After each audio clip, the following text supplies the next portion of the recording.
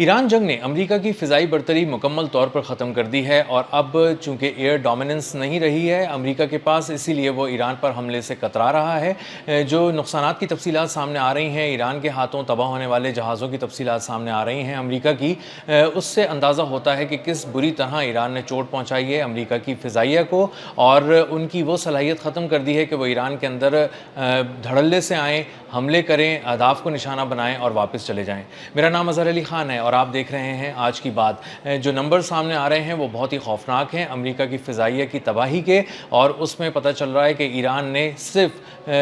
Drones जो गिराए हैं MQ-9 रीपर्स, वही $1 अरब के ड्रोन गिराए इस पूरी जंग के दौरान। और मजमूई तौर पे अमेरिका के 42 तैयारे, जिसमें अहम तरीन तैयारे थे, जिसमें जदीद तरीन तैयारे थे, रीफ्यूलिंग टैंकर्स थे, ड्रोन्स थे, उनको तबाह कर दिया है। और ये वो तैयारे हैं जिनके बारे में अमेरिका कह रहा है ख़ुद से कि वो तबाह हो चुके हैं और उसको तस्लीम कर रहा है। और बहुत से लोग ये कह रहे हैं कि जो तबाही हुई है अमेरिका की इस जंग में वो इससे कहीं ज़्यादा है। जो मजमूई तौर पे नुकसानात का तखमीना बताया गया है इस जंग में, जो अमेरिका को नुकसानात हुए हैं वो $29 अरब के हुए हैं, लेकिन कोई बहुत से अंदाजे ऐसे भी हैं जो इसको $100 अरब से भी ऊपर कह रहे हैं, क्योंकि वो बता रहे हैं कि सिर्फ तैयारों की तबाही की मद में ही अरबों डॉलर का अमेरिका को नुकसान हुआ है। फ़ौजी बेसिस पे जो इक्विपमेंट तबाह हुआ है वो इंतहाई कीमती था, नायाब था, बहुत ही महंगा था। और वो पूरे बेसिस जब अमेरिका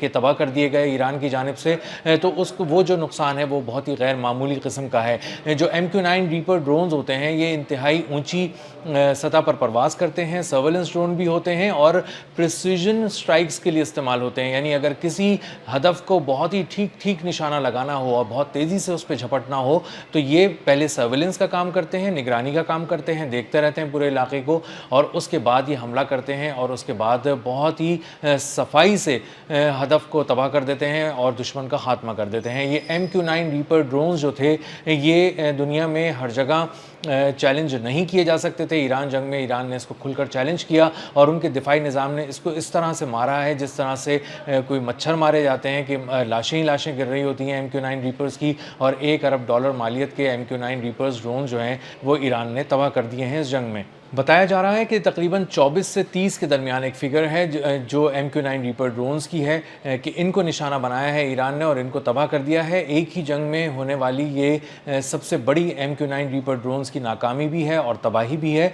इसी के साथ साथ जो उनका एक फ़ख्र था, एक गुरूर था अमरीकी फ़िज़ाइया का, वो था F-35 स्टेल्थ फाइटर जेट, जो $100 मिलियन से भी ऊपर का तैयारा था, वो तबाह कर दिया गया ऐसे वक्त में जब उसको रडार पढ़ नहीं सकता था। इंफ्रारेड टेक्नोलॉजी के ज़रिए उसको ईरान ने निशाना बनाया और उसको तबाह कर दिया। F-15 जो उनका एक बहुत ही दूसरे नंबर पर आने वाला सबसे मुहलिक फ़ाइटर जेट था, जो दुश्मन पर बहुत ही तेज़ी से, बिजली की तेज़ी से झपटता था और निशाना बनाता था अहदाफ़ को, वो उन्होंने ईरान ने तबाह किए। इस पूरी जंग के अंदर तबाह हुए वो 4 मजमूई तौर पर तबाह हुए। एक की मालियत $100 मिलियन थी, $400 मिलियन के तैयारे इस तरह से तबाह हो गए। और इसी के साथ साथ जब हम रिफ्यूलिंग टैंकर्स की बात करें तो सबसे ज़्यादा उसको नुकसान हुआ KC-135 रिफ्यूलिंग टैंकर, जो उड़ता हुआ एक फ्यूल स्टेशन भी कहते हैं, जो तैयारों को उड़ान के दौरान ही फ़िज़ाओं में ही रिफ्यूल करता है, ईंधन उसको एक नोज़ल के ज़रिए, एक पाइप के ज़रिए ईंधन भरता है और उसके बाद तैयारे आगे चले जाते हैं। ये KC-135 जो टैंकर्स हैं ये 7 तबाह हो गए इस जंग में जो ईरान ने तबाह की। और उसके बाद अंदाज़ा होता है कि HH-60 भी जो हेलीकॉप्टर से इंतहाई महंगा हेलीकॉप्टर है, मिलियंस ऑफ डॉलर्स का हेलीकॉप्टर है, वो भी इसमें निशाना बनाया और इसको तबाह कर दिया। A-10 थंडरबोल्ट तैयारा जो बहुत ही महंगा तैयारा है, इस हवाले से भी बहुत अहम है कि ये निचली सतह पर परवाज़ करता है और आर्मर्ड व्हीकल्स को फौलादी चादरों वाली जो गाड़ियाँ होती हैं, ख़ास तौर पर टैंकों का नाम लिया जाता है और बख्तरबंद गाड़ियों का इसमें नाम लिया जाता है, उनको ऐसे तबाह कर देता है जैसे वो वहाँ मौजूद ही नहीं थे, परख्चे उड़ा देता है। उसमें लगी हुई 30 mm की जो गन है वो टैंकों के परख्चे उड़ा देती है। और ये एक A-10C जो थंडरबोल्ट है इसको भी तबाह कर दिया ईरान ने।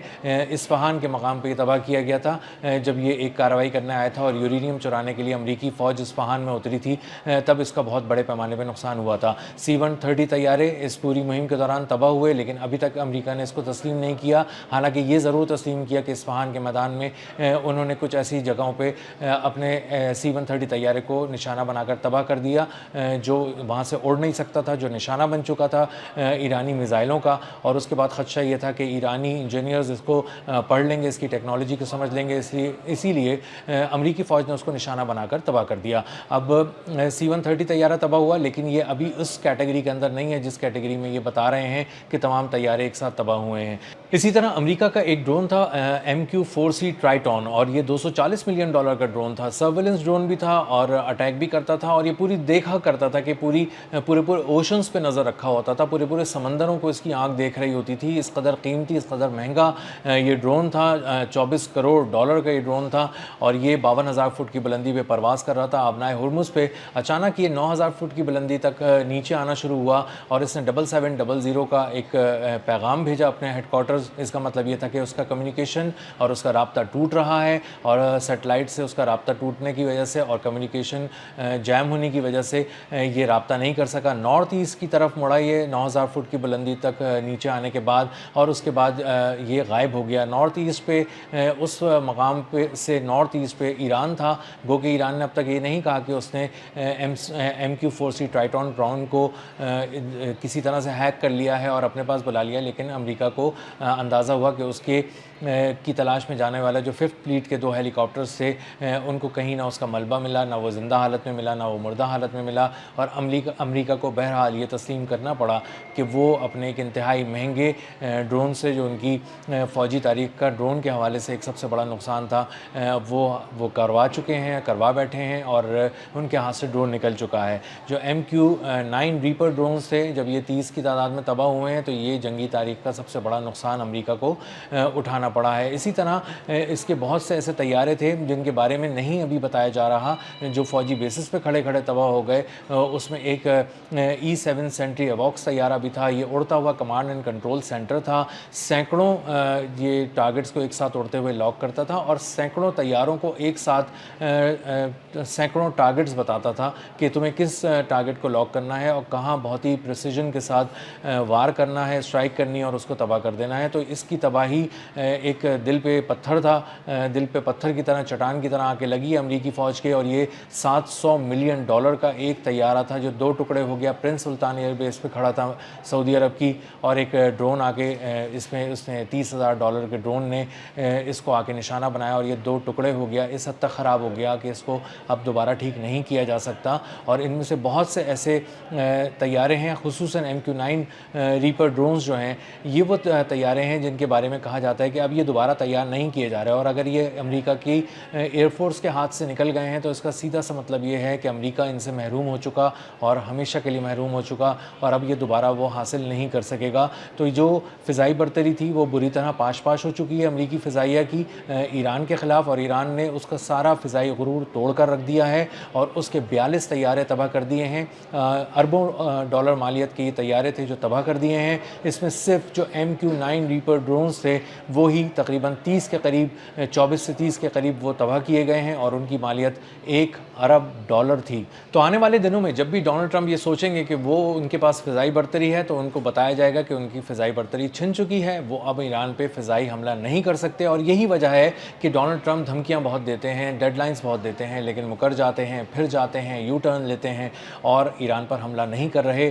اور مذاکرات کی آڑ میں چھپ رہے ہیں، اور سیز فائر کو طول دینے پر مجبور ہیں۔ اب تک کے لیے اتنا ہی، ملتے ہیں اگلے ولاگ میں کسی نئی خبر، نئے تجزیے اور نئے زاویے کے ساتھ۔ اللہ حافظ۔